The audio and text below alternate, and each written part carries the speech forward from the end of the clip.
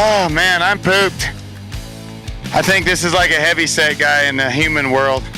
That's far enough. I mean, when you strap in Kennewick at the Horse Heaven Rodeo, it's a great time. You can see, you can't be afraid to ride the animals. We've got no problem here. Legendary Longhorns from Sweet Home, Oregon. Incredible fair. We're gonna have a great show, aren't we? I am so excited, JJ. I am actually sitting on this Longhorn. His name is Shotgun. He's my little shotgun rider. And JJ over here, he's on Shogun. Yep. Now, Shotgun, an interesting thing about Shotgun, if you push this button, Shotgun will buck. It's right down here. Uh-huh. I'm kidding. I tell you what, I am officially a Longhorn rider. I'm a Longhorn rider. We're Longhorn riders. All right, you're strapping in. Let's have some fun.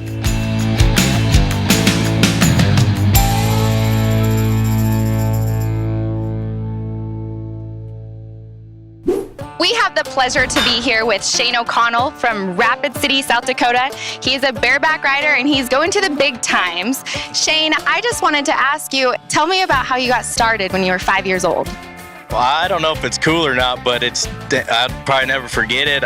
First rodeo I ever entered, got on a cap, and we didn't have helmets or vests or anything back then. It was kind of cool, and I got bucked off and stepped on, and yeah, it was the first time I've been to the ER too, so that's how my rodeo game got started. We've come a long ways. It's all good now.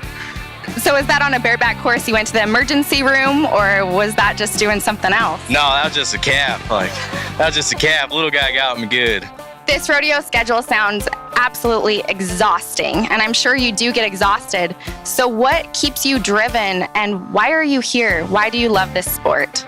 I crave bucking horses. That's one thing that keeps me going. I can look out the window and just dream being at the NFR and getting on good bucking horses and different rodeos and different places I get to go to.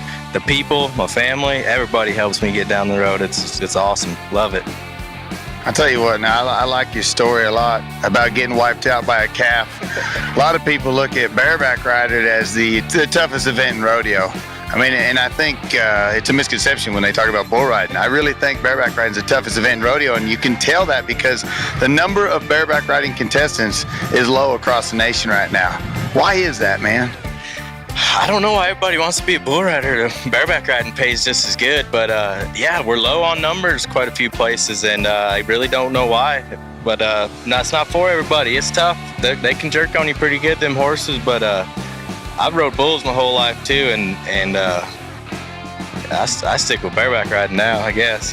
One of the things that you mentioned, and I think a lot of people, you got to have a love for this sport. You got to have a love of this game because, dude, you're sleeping in a car for crying out loud. Yeah, we do some pretty excessive things just to do what we love, but it ain't always easy. It gets pretty tough, but if you can make it to Vegas in December, that's kind of the goal, and it pushes a guy more than you think. Guy gets close. I got up to 15th there for a few days, and that made me even hungrier. You know, I'm wanting it now. I'll go to the extreme.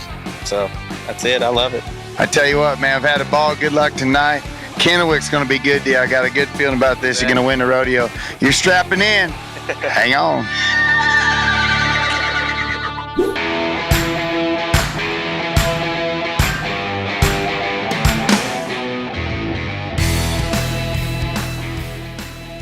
This is a really fun, creative place, between the buns, you know, crazy name, but also a crazy menu. I noticed that there was peanut butter on a hot dog. Yes, we have our Wadi dog. It is a Polish sausage with peanut butter, bacon crumbles, and then we serve it with a side of maple syrup. It's kind of like breakfast in a bun. It sounds weird, but it's delicious. And we have hot dogs with chili and coleslaw for those from down south. So we do homemade coleslaw sauce, homemade mac and cheese sauce, just all kinds of good stuff. We wanted to have a dog that was particular to the Tri-Cities. So our Tri-City special is a sausage that's made with a local sausage and just kind of has like our favorite stuff on it.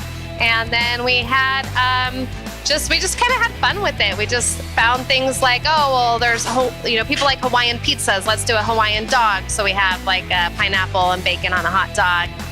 And I tell you what, when you go into a new town and you travel for a living, sometimes you got to get on what's called the internet. I know it's a new thing, just came out, but you guys, Melissa, have done an incredible job with your social media. It's exploded. All we did was we just Googled in fun restaurants in Kennewick and bam, there you are. How have you been able to do that? I think it's just a lot of community support, honestly.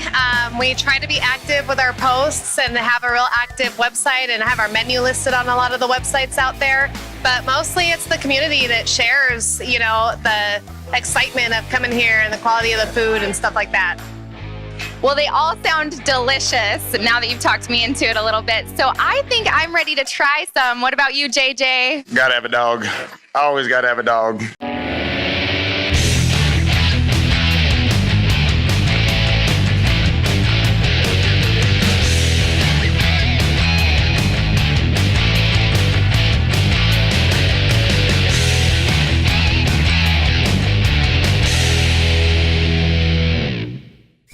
Coming up next, Kennewick's got a little hockey team called the Outlaws, and they've got open tryouts. We're going to see if Tacey can make the team.